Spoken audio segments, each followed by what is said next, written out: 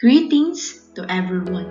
So we are the Group 10 and we are tasked to report about the PD 1594 and its implementing rules and regulations as amended. So first, let us tackle about the PD 1594 or the Presidential Decree 1594. So the PD 1594 or the prescribing policies, guidelines, rules and regulations for government infrastructure contract. So it was promulgated on June 11, 1978 under the presidency of the late Ferdinand E. Marcos, and it was established because during that time, the policies, rules and regulations covering government contracts for infrastructure and other construction projects are generally fragmented and have been found to be inadequate to cope up with the intricate and complex processes involved. So, and in that, there is a need to adapt to a comprehensive, uniform, and updated set of policies, guidelines, rules, and regulations in order to achieve a more efficient and effective implementations of these projects.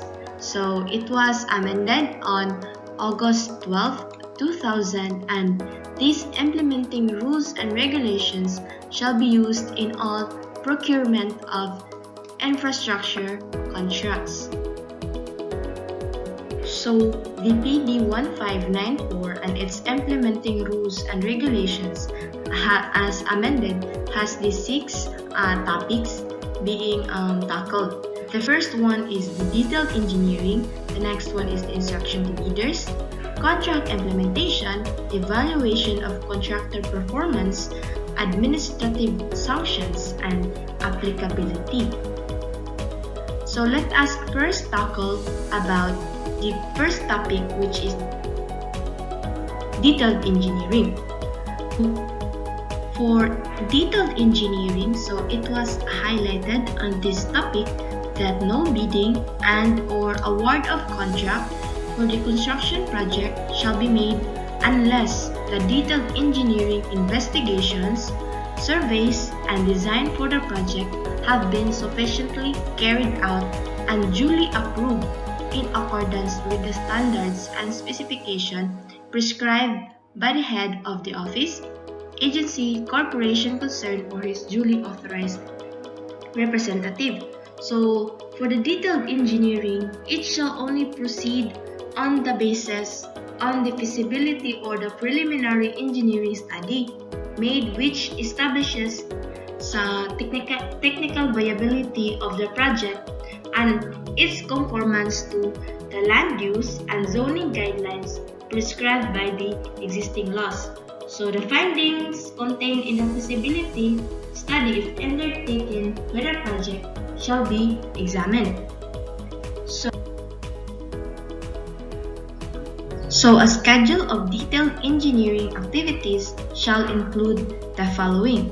So the first one is the survey, the next one is site investigation, the next one is the soils and foundation investigation, then the construction materials investigation, the preparation of the design plans, the preparation of the technical specifications, the preparation of the quantity and cost estimates, the preparation of the program of work, the preparation of the proposed construction schedule, and that includes the estimated cash flow for projects with a schedule over 6 months, the preparation of the site or the right-of-way plans including the schedule of acquisition, the preparation of the utility relocation plan, preparation of the submission of the design report, the environmental impact statement for critical project as defined by the Department of Environment and Natural Resources, the preparation of the minimum requirements for a construction safety and health, the preparation for the project being considered, and preparation of the bid/tender documents. So the work under detailed engineering shall include, but not necessarily be limited to the following. So first is the design standards, on which it shall be in accordance with the appropriate standards and accepted detailed engineering practice adopted by the office, agency, or the corporation concerned.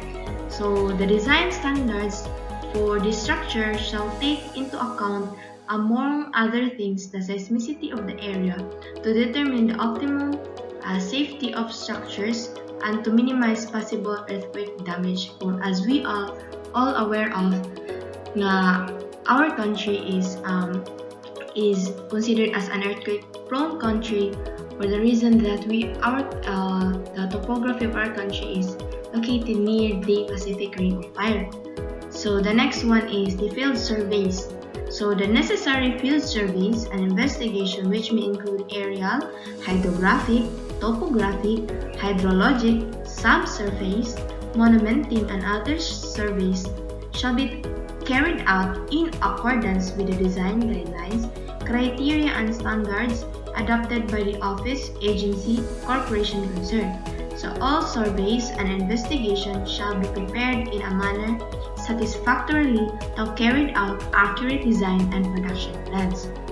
The next one is the contract plans, on which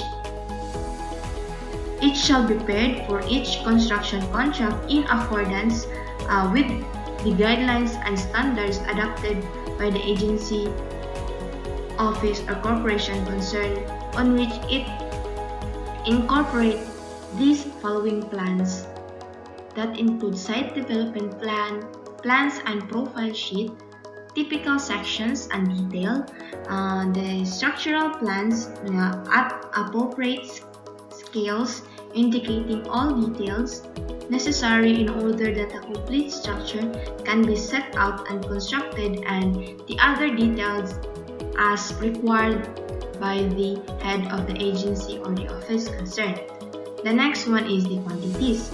So all construction quantities shall be computed to a reasonable accuracy of plus and minus 15%. The next one is the special provisions, on which the specification shall be prepared for specific items of work or methods of construction, measurement, and payment under each contract, which are not covered by the standard construction and material specifications adopted by the office or the corporation concerned.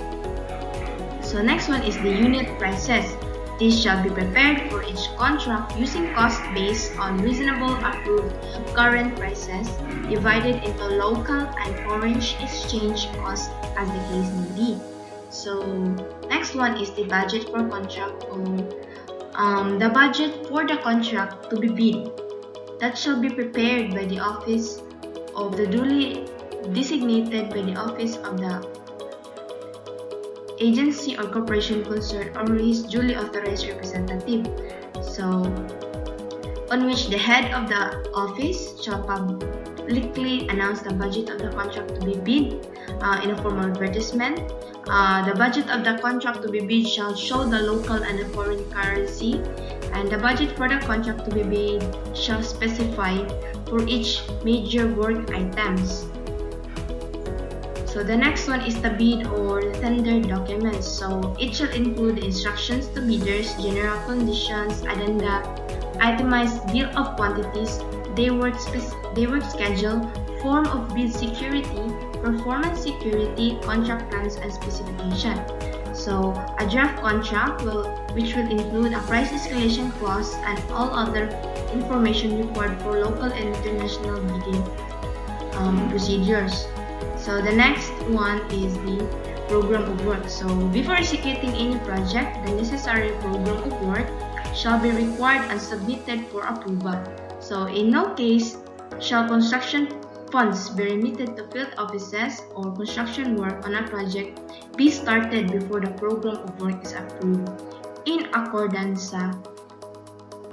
So the next one is the instruction to bidders. So this provision covers pre-construction activities from advertisement to contract award.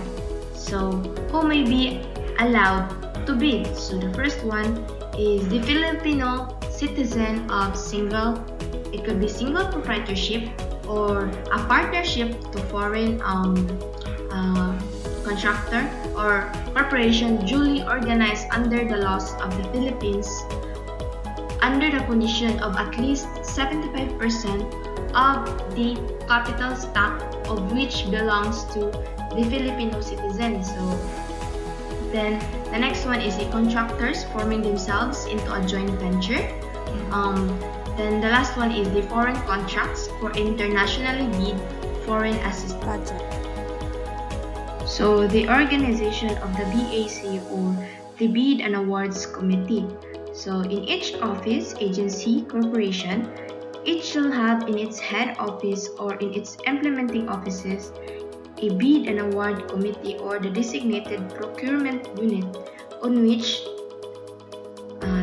their function was to conduct eligibility screening for prospective bidders, conduct bidding for the government projects. The next one is the evaluation of the bids, post-qualification of the contractors nga nakuan sa bids, and their recommending award of contracts to those who are qualified and eligible contractors to carry out that certain government projects. So the BAC composed of first the chairman or at least third ranking official of the office agency of the corporation, executive officer and secretary or the legal officer of the office agency or corporation,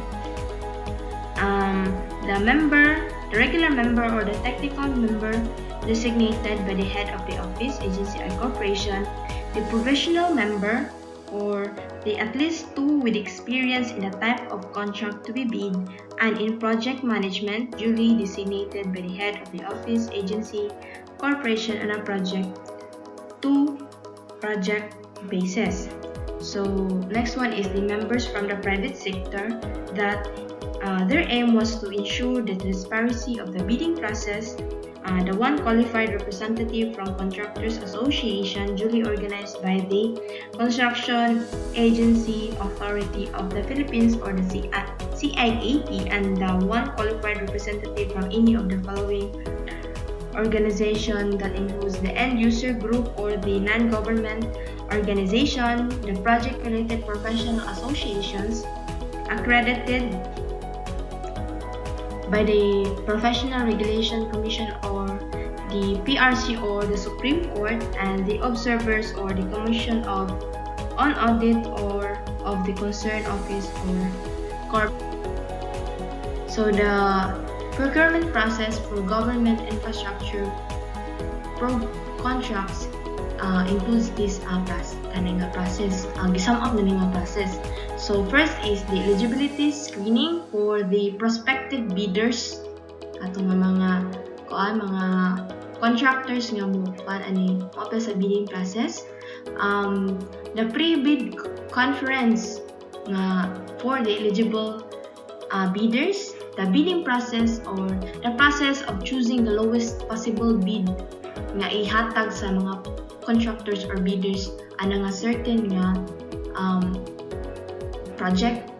The post-qualification for the chosen lowest calculated bid on which there should be nga ipass nga mga requirements sa contractors adto sa office or sa agency. Then kung qualify na gani sila is dito na i-award na nila ang contract. Kaninang contractor is the one who would do that government project for the lowest calculated. So, invitation to pre-qualify or to apply for the eligibility and to bid. So, it causes sa kaninga locally and foreign funded nga contracts. First one is through invitation can be circulated in a form of newspaper, in which the conditions have been made ani nga kung nukon ka sa newspaper on which contracts costing more than 5 million, the advertisement shall be made at least 3 times within a reasonable period. And if the contract costing 5 million and below, advertisements shall be made at least 2 times within 2 weeks. So that would be for the newspaper. And for the other advertisement, it could be posted in the website of the office concerned. And for the third one is invitation may also be advertised through televisions and radios. So the issuance of the qualification statement or forms.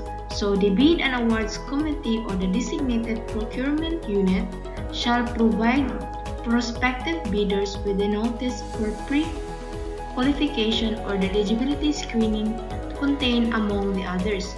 So the following information to guide them in evaluating their capabilities and decide whether or not they would be able to participate in the bidding of that specific government contract.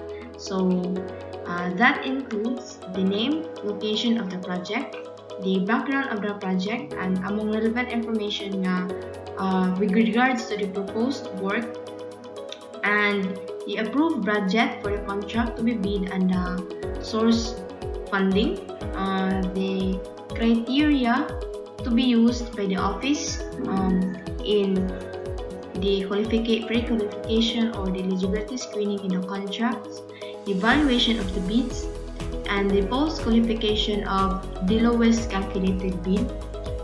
The next one is the cost and the place of issuance of the eligibility forms and bid or the tender documents, the date, time, and place of the submission of accomplished eligibility forms, pre-bid conference, submission of bids, and the opening of the bids.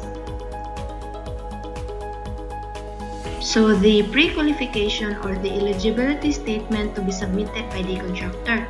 So the pre-qualification or the eligibility statement shall be required by the contracting government, office, agency or corporation for every contract on which the contractor intends to bid. So it shall be submitted not later than the deadline set in the published invitation to pre-qualify on the newspaper, on the website, and on the TV and the radios. So after which date na-publish set dito sa invitation to pre-qualify, so no application for pre-qualification or eligibility shall be submitted and received after atong deadline.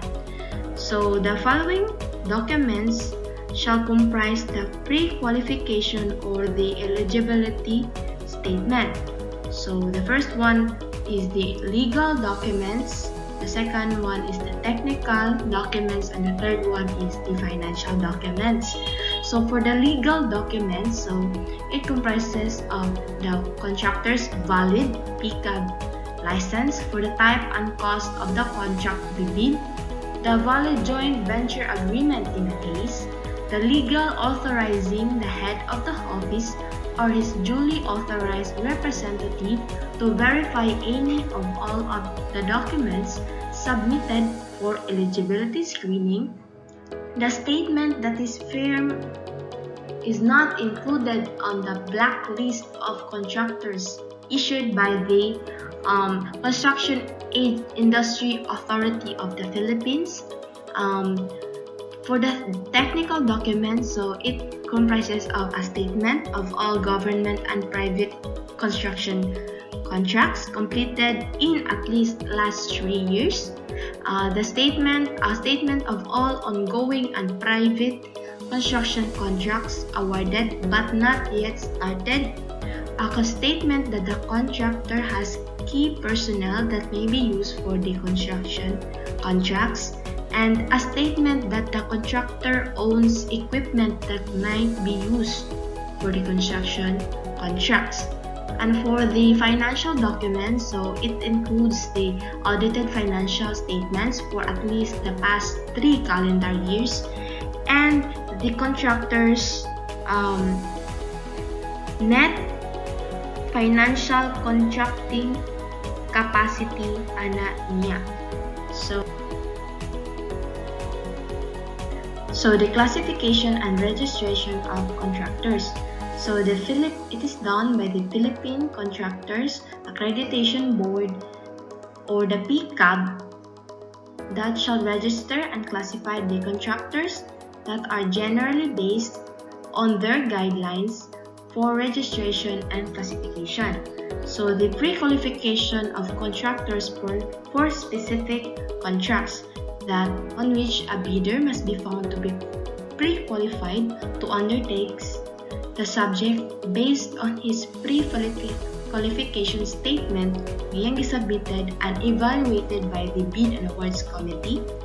The government reserves the right to review his pre-qualification statement and other relevant info before the approval of the contract.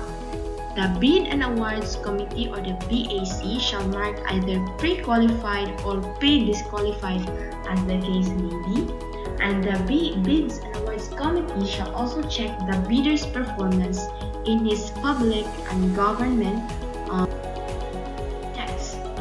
So the issuance of plans, specification, and proposal, both forms and draft contract. So for the estimated project cost up to 5 million, so the issuance of plan, specification, proposal, book forms, and draft contract should be 15 days before the bidding. And for the estimated project cost of above 5 million to 25 million, so it should be 30 days before the bidding. And for the above 25 million and 50 million, 45 days before the bidding. For the above 50 million and 100 million, 60 days before the bidding. And last, the estimated project cost of above 1 million, so the issuance of plans, specification, proposal, book forms, and draft contract should be 90 days before the. So the interpretation of bid or tender documents and other supplemental notices. So if a prospective bidder is in doubt as to the meaning of any part of the bid documents, he may submit a written request for an interpretation to the head of the office concerned, allowing sufficient time for a reply to reach him before submission of his bid. Any response given will be issued by the government in a form of a supplemental notice. Copies therefore shall be made available to uneligible bidders at the same time. So the government may issue all prospective or eligible bidder supplemental notices at least 7 calendar days prior to the date of the opening of the bids for purpose of clarification and modification of the bid documents. So the receipt of all supplemental notices shall be duly acknowledged by each eligible bidder prior to the submittal of bids, and compliance thereto shall be indicated in the form of the bid form. So the eligible bidder's responsibility. So the eligible bidder shall be responsible for having taken steps to carefully examine all the bid documents and also have acknowledged all conditions, local or otherwise, affecting the carrying out of the contract work, and to have arrived at an estimate of the facilities available and needed for the contract to be bid or for the project. So failure to be able to do so shall be at the eligible bidder's risk. So it shall also be the sole responsibility of the eligible bidder to determine and to satisfy himself by such means as he considers necessary or desirable as to all matters pertaining to the project, including the location and the nature of the work. So the eligible bidder, by the act of submitting of his bid, acknowledges that he has inspected the site, site and determine the general characteristics of the project and the condition. So a certificate of such site inspection from the eligible bidders shall therefore be required. So the government shall not assume any responsibility regarding the erroneous interpretations of conclusion by the eligible bidder out of the data furnished by the government. And last is, prior to the submittal of the bids, the eligible bidders are considered to have become familiar with all the existing laws, decrees, ordinances, acts, and regulations of the Philippines which may affect or apply to the operations and activities of the contractors. So the bid or the tender and award. So the preparation of bids and bid bonds and pre-qualification and the eligibility statements. So first is the original copy of the bid shall be accompanied by a bid security payable to the procuring entity concerned as a guarantee that the successful bidder shall within 30 days or less from the receipt of the notice of award enter into contract with the procuring entity and furnish the performance security allows a longer period. Bids and bid securities shall be valid for the reasonable period as determined by the head of the procuring entity concerned, which shall be indicated in the bidding documents, but in no case shall be the period exceed 120 calendar days from the date of the opening of the bid. Next is the submission, opening, and abstracting of bid on tenders. So bids in the prescribed bid form, including its annexes, shall be submitted in 2 sealed envelopes with the name of the contract to be bid and the name of the bidder in capital letters addressed to the Bid and Award Committee of the office concerned.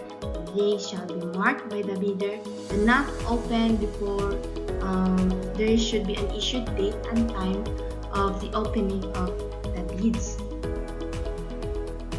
So it was enclosed in 2 sealed envelopes. So the content of the first envelope is the authority of the signing official, construction schedule and test curve, the construction methods, the organizational chart for the contract to be bid, the list of contractors' personnel with their complete qualification and experience data, person power schedule, list of contractors' equipment units intended for use exclusively in the contract to be bid, the equipment utilization schedule, the certificate of site inspection, the bid security, the certification that the detailed estimates, cash flow by quarter, and payment schedule are in the second envelope, the commitment from the contractor's bank to extend to him a credit line if awarded the contract to be bid, the contractor's construction safety and health program, and the other non-discretionary criteria as stated in the instructions to bidders. So the first envelope shall be opened in public to determine the contractor's compliance with the documents required as submitted in the first envelope. For this purpose, a checklist of the required documents shall be made in the submitted documents. So the second envelope shall contain the following documents for information. So the bid prices on the bill of quantities, the detailed estimates including a summary sheet indicating the unit prices of construction materials, labor rates, and equipment rentals used in coming up with the bid, and the cash flow for the quarter payments schedule. So the second envelope shall also be opened in public immediately after the opening of the first envelope, but only for the contractors that complied with the requirements stated in the section. So the content of the abstract of the bids. So after all the bids have been received and opened, the corresponding abstract of bids shall be prepared. The abstract of bids shall be signed by all members of the BAC or the Bid and Award Committee or the designated procurement unit, attaching thereto all the bids with their corresponding bid securities and the minutes of the proceedings of the bidding. So the following contains the contents of the abstract of bids. First is the name of the project and its location, time and date, and the place of the bidding, the names of the bidders and their corresponding bids arranged from the lowest to the highest, showing the respective variances in percent from the AAE, the amount of security, and the name of the issuing entity. So the determination of the lowest calculated responsive bid. So for the lowest calculated responsive bid, so it is the bid with the lowest price as calculated and which complies with all of the requirements. So it is determined in two steps. First is the detailed bid valuation and second is the post qualification.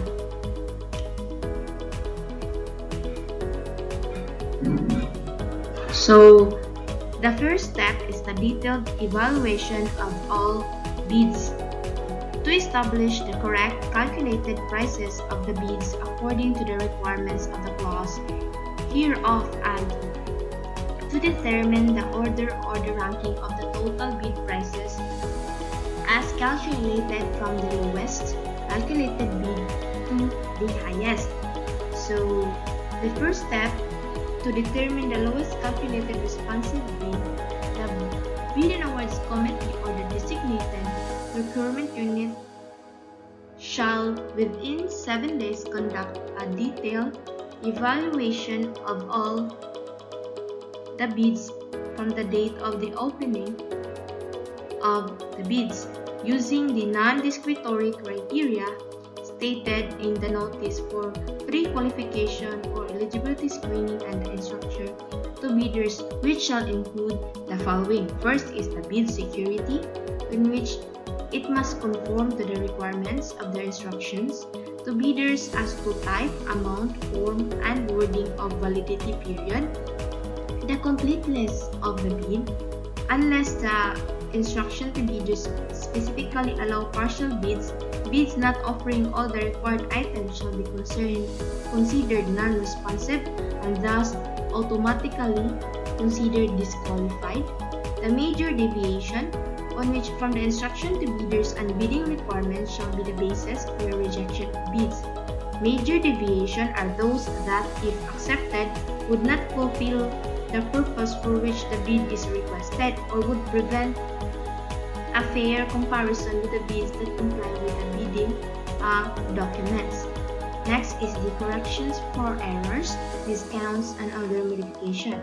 So corrections for arithmetical or computational errors as well as for the discrepancy between the total bid prices and extended unit bid prices between the stated total prices and actual submissions between the prices in figures and in words. So the next one is the approved budget for a contract under bidding. So as approved for the office, agency, or corporation and stated in the instruction to bidders, the approved budget for the contract under bidding shall be the ceiling for acceptable bids. Therefore, all bids as evaluated and calculated in accordance with the above provision, which are higher than the approved budget for the contract under bidding, shall automatically considered disqualified. So the next one is the post-qualification.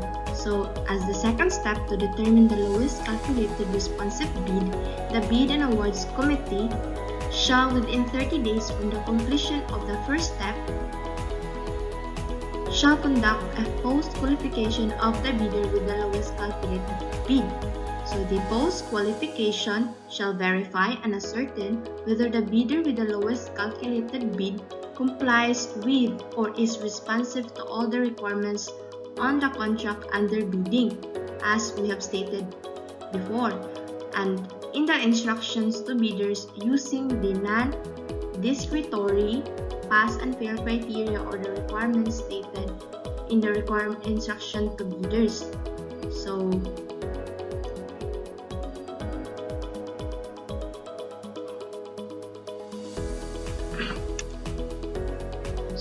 And then the bid and award committee unit shall also verify, ascertain, and evaluate the pre-qualification or the eligibility statement of the lowest calculated bidder to be correct, relevant, and adequate to comply according to the following criteria. So it could be sa form of legal requirements, technical requirements, and financial requirements at what we have stated from the previous slides.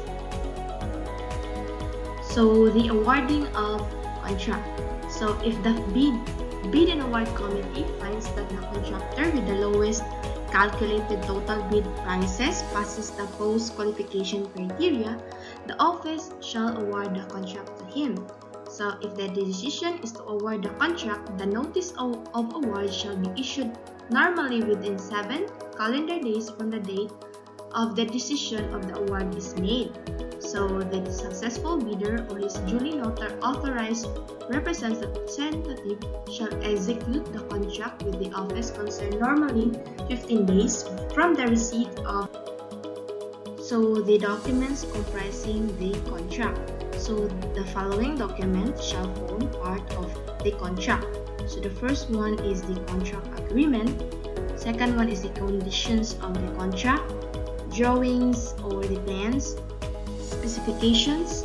The next one is the invitation to bid, instruction to bidders, the addenda, and the bid form, including the 2 sealed envelopes as what we have discussed, the performance security, the performance security and statements, the credit line issued by the authorized bank in an equal amount to the average operating expenses for the project for 2 months or the 10% of the total project cost, whichever is less, notice of award of contract, other contract documents which may be required by the office, agency, or corporation concerned. Next is the supporting documents. So to facilitate the approval of the contract, the following supporting documents shall be submitted. First is the duly approved program of work, cost and cost estimates. Second is the certificate of the availability of the funds. Next is the approved budget for the contract. Next is the abstract of bids, the resolution of the bid and awards or the bid and awards committee recommending award. Next is the approval of award by approving authority. Next is the other pertinent documents as may be reasonably required by the existing laws.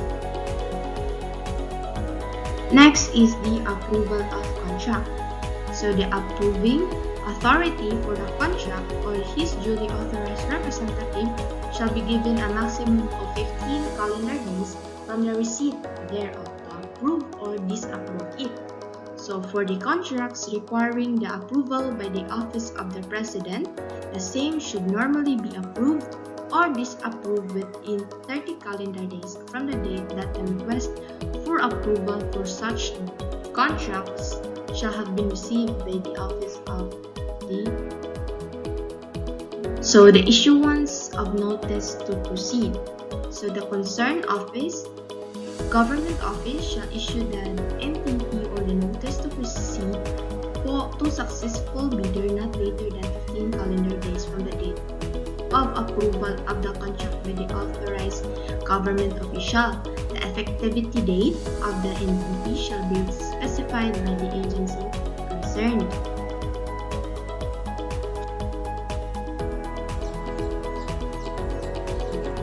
Contract implementation. This provision refers to activities during project construction. A variation orders may either be in the form of change order, extra work order, or a supplemental agreement. Variation orders and change orders may be issued by the concerned agency, office, corporation to cover any increase or decrease in quantities in the works necessary for the completion of the project, and the extra work order may be issued by the implementing official to cover the introduction of new work items, and therefore should within the limits stated and the general scope of the project as bid and awarded. Change order conditions.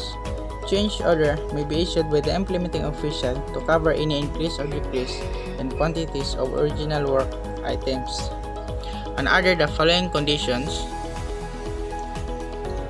where the aggregate cost of change order is limited to 25% of the escalated original contract cost, provided that no major pay item shall be increased by more than 100% of its original cost. All change order shall be subject to price adjustment in accordance with duly approved guidelines. Where there is a decrease or increase in original work items under the contract due to necessary deletion or addition of work items or sections of the project. Where there is damage to structure or destruction of finished work in any section of project due to force majeure or causes beyond the control of man. Advance payment. The government shall, upon a written request of the contractor, which shall be submitted as a contract document, make an advance payment to the contractor in an amount equal to 15% of the total contract price, to be made in lump sum or at the most 2 installments according to a schedule specified in the instruction to bidders and other relevant tender documents. Progress payment. Once a month or for an accomplishment of at least 1 million pesos, the contractor may submit a request for payment for work accomplished. Such request for payment shall be verified and certified by the government project engineer. Contract completion. Once the project reaches an accomplishment of 95% of the total contract amount, the government may create an inspectorate team to make preliminary inspection and submit a punch list to the contractor in preparation for the final turnover of the project. Punch list will contain the remaining work deficiencies for necessary corrections, and the specific duration or time to fully complete the project considering the approved remaining contract time as of the date of contract suspension. Suspension of work. The government shall have the authority to suspend work wholly or partly due to any fortuitous events.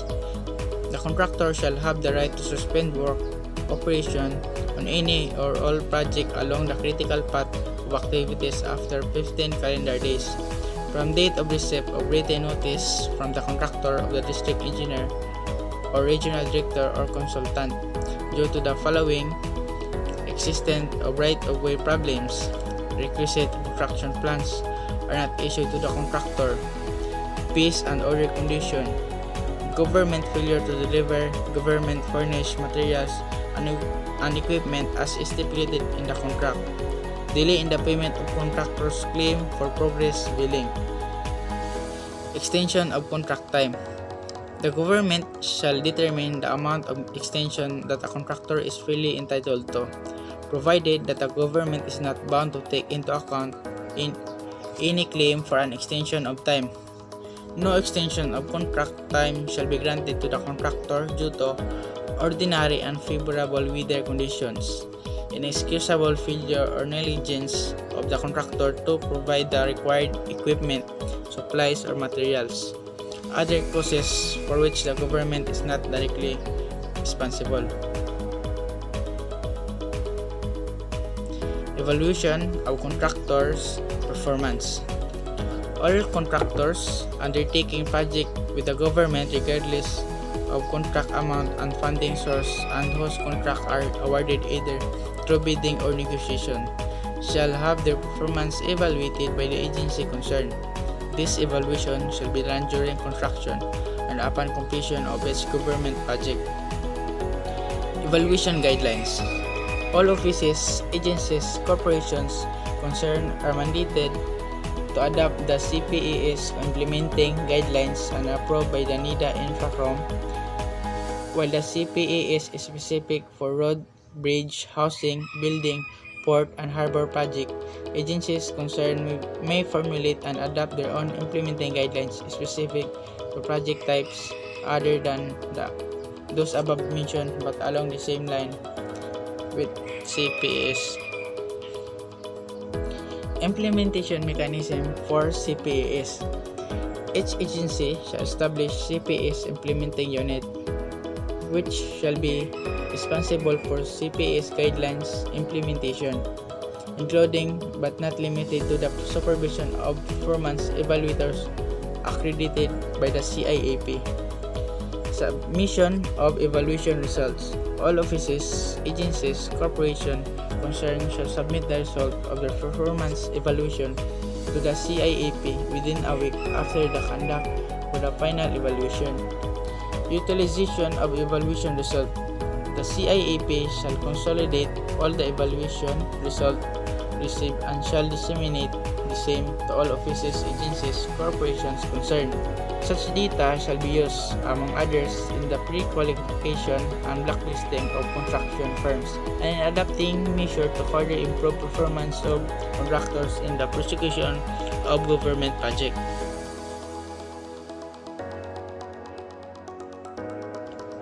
Administrative sanctions. CIEP blacklisting guidelines. It is provided under the Uniform Guidelines for Blacklisting Contractors Involved in Public Construction that it shall be imposed for offenses, violations committed by the contractors during pre-qualification, bidding, award, and contract implementation. The imposition of the administrative sanction must be pursuant to these guidelines as approved by the NIDA Infracom on August 14, 1986 and the NIDA Board on September 17, 1986. It shall be subject to review and revision by the CIEP Interagency Committee on Blacklisting. Amendments, revision to such guidelines shall be approved by the CIEP Board and become effective in 15 days after filing the same with the Office of the National Administrative Registers pursuant Administrative Code of 1987. Violation of the provision of the implementing rules and regulations of the PD 1594 will subject to hearing government official employee of the sanction provided under existing laws, particularly on Republic Act 3019, Anti-Graft and Corrupt Practices Act, Republic Act 6713, Code of Conduct and Ethical Standard for Public Official and Employees, the Civil Service Law. Complaints against government official employees may be filed with the agency head or on the office of the president if the agency head is being complained. Applicability. It shall apply to all contracts for infrastructure and other construction projects of all government agencies, including government-owned or controlled corporations that will either be bid out or negotiated, including those through sealed canvas or simplified public bidding after 10 days from date of dissemination of this implemented IRR by the National Economic Development Authority, NIDA. Committee on Infrastructure, Infracom, unless otherwise specifically provided herein. Any violation hereof shall be punishable under existing laws, rules, and regulations as may be appropriate. It shall not apply to lump sum Pacquiao contracts. And that's all for our report on the PD 1594 and its implementing rules and regulations as amended. Thank you.